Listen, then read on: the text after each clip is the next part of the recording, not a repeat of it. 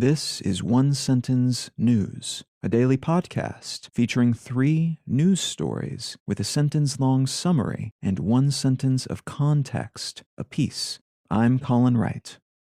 This is a sponsored message. I've been using Anchor as my podcast host for a while now, and it's been a pleasure to use. Anchor offers benefits that most other hosts do not. It's free to use, but it also has a collection of tools that allow you to create a podcast completely within the Anchor website or smartphone app. They distribute your show to Apple Podcasts, Spotify, and all the other distribution channels without any additional effort on your part, and you can make money from your podcast without any minimum audience size. So you can use it as a more traditional podcast host like I do, but it's also got everything you need to start a podcast from scratch. If you're keen to give it a shot, download the free Anchor app or go to anchor.fm to get started.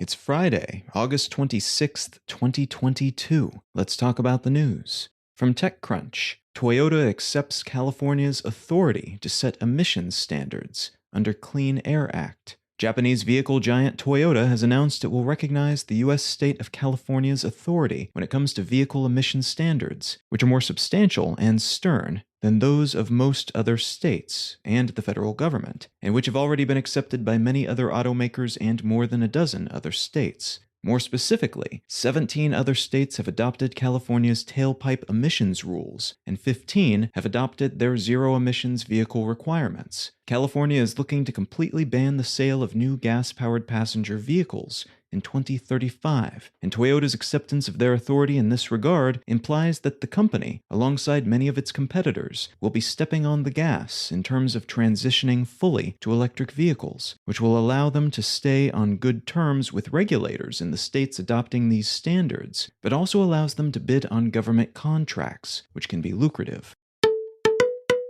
From The Verge, Google search updates will prioritize real reviews over clickbait. Beginning last Monday, Google has started rolling out adjustments to its search service that should, according to an announcement by the company, present more useful results and fewer pages that contain mostly clickbait and spam that happens to be optimized to seem legit to Google's algorithms. This comes in the wake of several reports showing that more people are using social apps like TikTok and web forums like Reddit to get real advice and information related to all sorts of things, rather than relying on Google's default search results. That could eventually lead to the usurpation of the search giant's dominance in this space, which in turn could degrade the quality and value of their ad placement service. So they've moved relatively quickly on this issue, though whether these changes will have the intended effect has yet to be seen.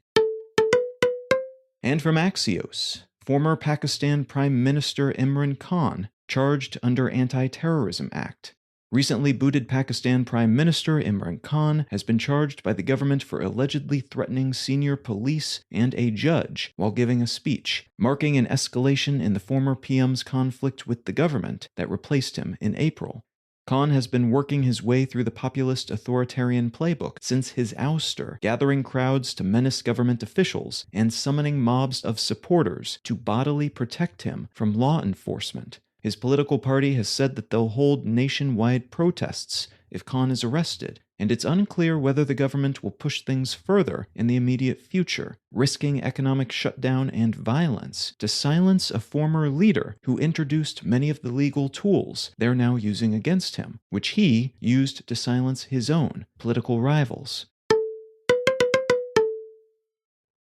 If you're finding some value in One Sentence News, consider leaving a quick review wherever you get your podcasts and/or sharing the show with a friend. You can find out more about this show or subscribe to the email version at onesentencenews.com, and you can support this and other related projects like the Let's Know Things and Brain Lenses podcasts at understandery.com.